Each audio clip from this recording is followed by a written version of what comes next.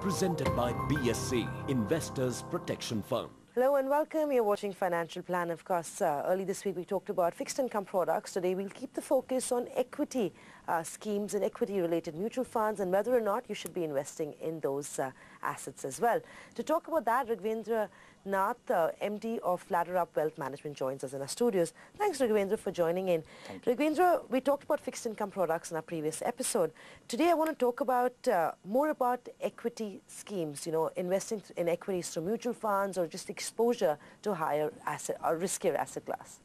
Yeah. Now, equity, I think, are a very important asset class to grow wealth for investors. In India, the culture of investing into equity has started very late, and therefore we find very few investors investing into equities. However, I think over a period of time, I think this number should keep growing. And so equity is actually a very important asset class to invest in, and I think they can give very good returns over a long period of time. Right. Raghavendra, also tell me about what is the best way to invest in equities. A lot of us would say that, you know, we don't have the given expertise and therefore it's best to leave it to the experts to do it. So what, in your opinion, is the best way to take exposure to the equity markets? Yeah, so equity markets, while they give good returns, are also fraught with risk, and we keep on hearing sob stories. Out of 6,000 stocks in the stock market, probably only around 500 to 600 are worthy of investing.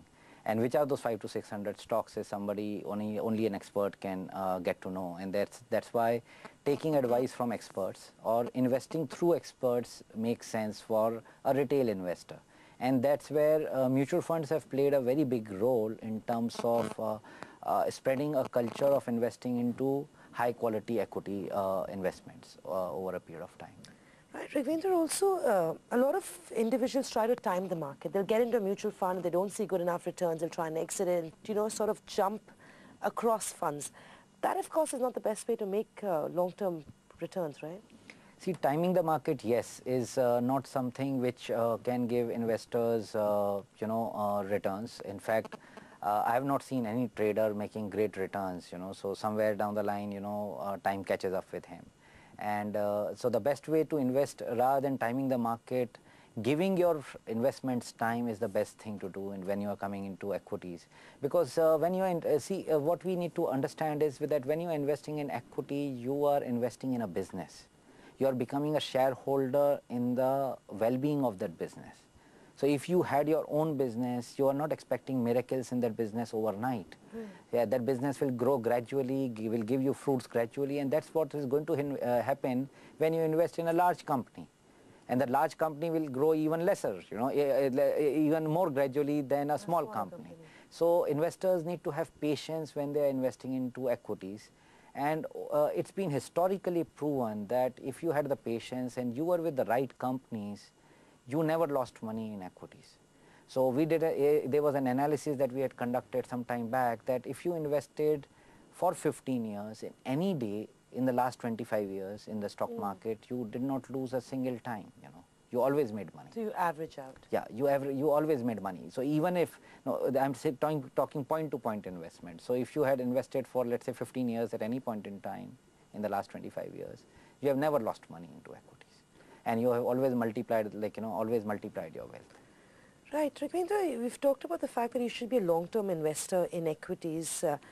How do you define long-term? How many years would long-term be? Would it be 15 years? Yeah, so anything which is more than 10 years is long-term. I think the investors, when they are looking at equity investment, should look at a minimum period of 8 to 10 years. They should be prepared to sacrifice the liquidity for that period. Probably they may get returns even faster, you know, and that's driven by the overall macroeconomic sentiment in the country, as well as the flows of the money. Right. And so you have that positive sentiment which comes into equity, and there are bullish markets and everything goes up.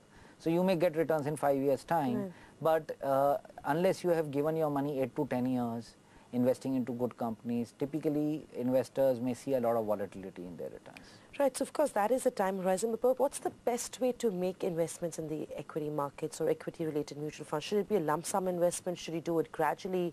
If you can tell us more about that. I think gradual is we are earning every month, we are spending every month. Therefore, the best thing to do is invest every month, you know, and That's why for a retail investor, investing gradually into the stock market is the best thing to do, because then you ride the volatility. So if you are, let's say, investing 1,000 rupees every month, when the markets are high, you get lesser number of units or shares, and when the markets are down, for the same 1,000 rupees, you get more number of units or shares. And therefore, what will happen eventually is that most of your shares would have been purchased when the markets were actually down than when they were up. Right. And therefore, your average cost of acquisition will obviously be much lesser than if you had invested lump sum at a point in time and when the markets were, let's say, high. And therefore, investing in SIP not only gives you that flexibility to build your corpus over a period of time, but also ride the volatility of the markets.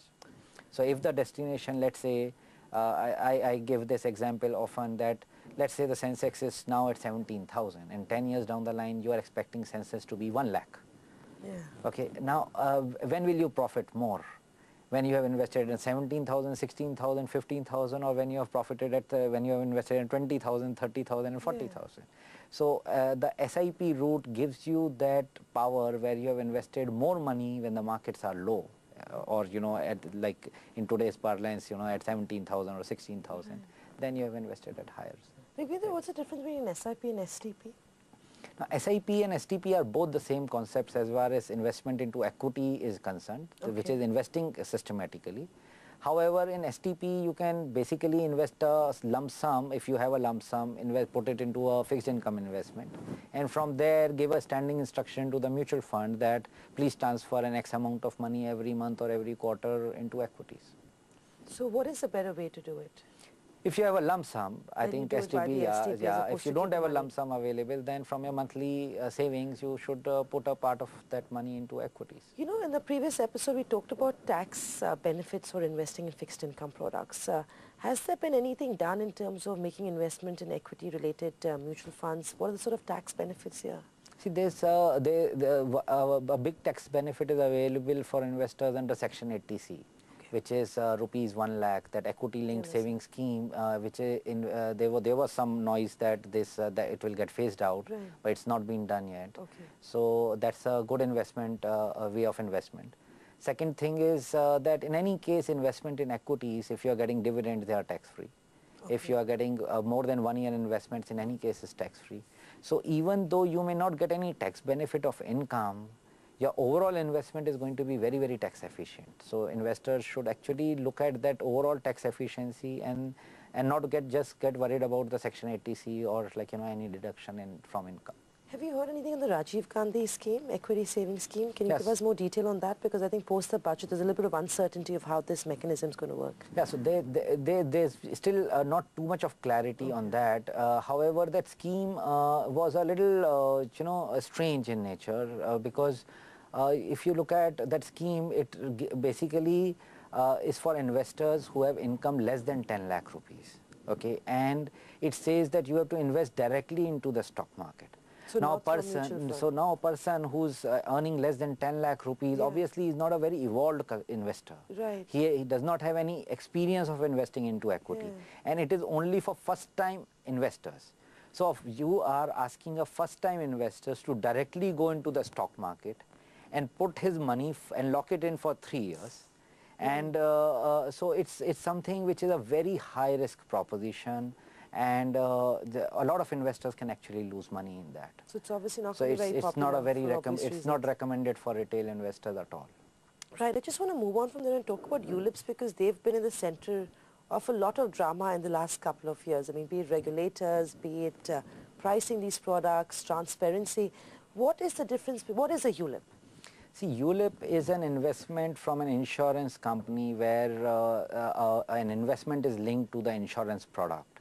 Okay. And typically people take insurance very seriously and they pay their premiums very religiously. Right. So it's a way of savings, a compulsory saving for an investor, because he has taken an insurance. That insurance is going to lapse if he doesn't pay a premium. Right. So if he attaches an investment to it, that investment is done in a religious manner over a period of time. So what is the difference between a mutual fund and a ULIP? So is it an either or? Can people invest in equities just through ULIPs and not through mutual funds?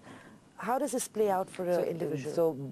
So insurance companies have tried to make their ULIPs as close to mutual funds as possible. Right.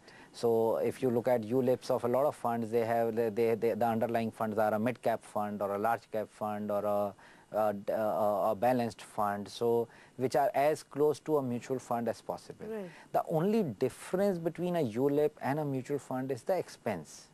So in ULIP, you are paying an expense for your risk insurance cover as well. So if you have adequate insurance, probably ULIP is not the place to go. Mutual fund is the place to go. But if you don't have insurance, maybe, and you are not a very evolved custom investor, then you can look at ULIP as well. Incidentally, the expense ratios of ULIPs, which were the biggest